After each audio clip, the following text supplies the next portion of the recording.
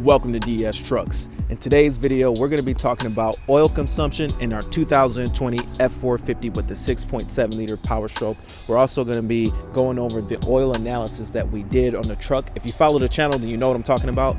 But if you are just tuning in for the first time, this is our 2020 F450. It's got just over 5,000 miles currently. But when the truck was at 3,000 miles, we noticed that it burned a quart of oil.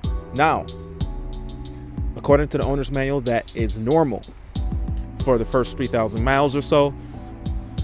So we're gonna go ahead and check the oil now, and we'll see. Now that we're at just over 5,000, I think we're at like 5,500 miles. I'll show you where we are as far as mileage, and we'll check the oil and see where it's at. Now, that being said, our miles are not light miles. They're hard miles. They're working miles. They're in harsh environments. A lot of idling, a whole lot of idling. For the last 2,500 miles, we used 50% of our oil life, over 50% of our oil life. We're at 44% left. So that gives you an idea of how hard the truck is working. Oftentimes we're operating at gross vehicle weight rating. We are running the recommended severe duty full synthetic oil, the 5W40 Motorcraft. So we'll go ahead and check. I haven't checked the oil. We'll see where it's at. I warmed up the truck and I just shut it down so that it could settle. Ford wants you to let the truck settle for like 20 minutes, but honestly with the 6.7, it settles down in like 10 minutes, so that's not really an issue. Now, before we pop the hood and check the oil, I'll have to wipe off the stick with a mask because I don't have any paper towel out here, but that's all good. But I want to go over the oil analysis report. For those who follow the channel, and for those who are new, this is going to tell us what a new engine break-in is going to have in the oil. So I did ask a few questions to Blackstone Laboratories. That's who I used. This test was $40. It was quick. It came to me pretty quick. I'm just getting it to you guys a little late. I sent it in. It wasn't hard. They pretty much send you the samples for free, and then you pay for the test once you do the test. I did ask them what kind of oil that I should use. I asked them about AMSOIL 0W40 motor oil. But anyway, let's jump into what they said. Sean, we recorded miles since we can only use one metric, but we're always happy to note another in the comments like so. Because I brought up the engine hours. I brought up miles versus engine hours and all that stuff because I wanted to know, should I use the engine hours over the miles? And there's your answer. They kind of use miles over at Blackstone, but they will take into account engine hours if you tell them the engine hours. So at the time of sampling, I was at 195 total hours as at the time of sampling. The factory tends to have a lot of extra metal in it, especially copper and iron like we see here. Silver is likely soldering compound, while silicone comes from sealers and lubes. All of this should start to improve soon until the silver and silicone washes out and other metals resemble averages. For the 6.7 Powerstroke, they reflect 6,900 miles run. The TBN shows active additive left, and AMSOIL 0W40 is fine. Resample in 5,000 miles. Hours/miles, 3,400 miles. Sample date 1/1/2021. Makeup quarts added, 1.4 quarts added. Aluminum 4, chromium 2, iron 43, lead 44, tin 0, molybdenum, I don't know how to pronounce that, moly 2, nickel 1, magnesium 7, silver 14, and silver is highlighted 14, copper is also highlighted at 44, titanium 1, potassium 8, boron 68, silicone 29, sodium 11, calcium 1269, magnesium 718 phosphorus, 1092, zinc 1167. And then we also go into the viscosity at 210 degrees Fahrenheit is 58.7, and base should be 58 to 66. Viscosity at 100 degrees Celsius is 9.85, which is right in spec. Flash point is 210, and which is right in spec. The fuel is less than 0.5, which is right in spec. There's 0 antifreeze, 0 water, 0 insolubles. Well, insolubles are at 0.2.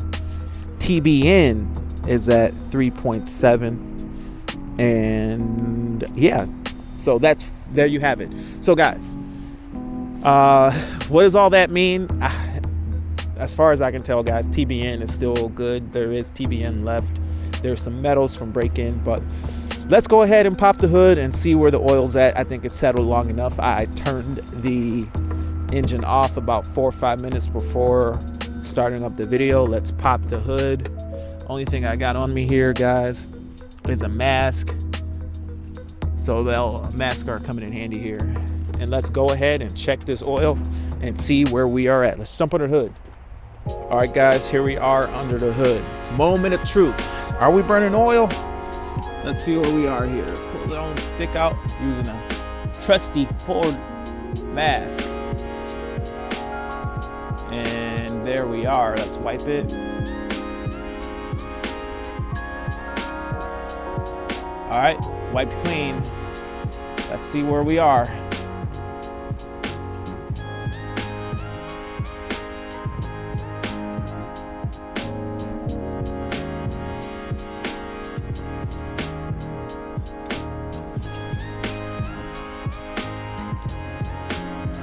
All right, guys, there you have it. Doesn't get more real than this. This is where the oil is. We're in a level ground. So it has used some oil, and it is right there in the operating range, as we can see. Not a whole lot of consumption like before, but it could still be breaking in, still have broken in a little bit since then. But the way that I use the truck might be indicative of a little bit of consumption. Hours and hours and hours. Our snow route, when this truck works our snow route, we're gonna be running it, and we have been running it for excess of 10 hours straight. It's 10 hours straight, and it's running the whole time. So I think we're in good shape. I don't know though. I mean, it could be still developing and getting better, but we're gonna go ahead and do another sample here just to be safe. Now, with the sampling, guys, it is expensive to do this sampling. It is $40 to do a sample. So, you know, it's something that I'm doing. It's part of the content that I'm making, but it is an expensive endeavor, technically. It's not a big deal for me, but, you know, it is an expensive endeavor. Now, it comes into handy if you are going to be doing your extended drain intervals, but I am not doing that because of warranty purposes. Now, as far as oil is concerned, what do you guys want to see next? I wonder if going to an exotic oil like an AMSOIL or something would lower some of these metals or not. You know, I don't know.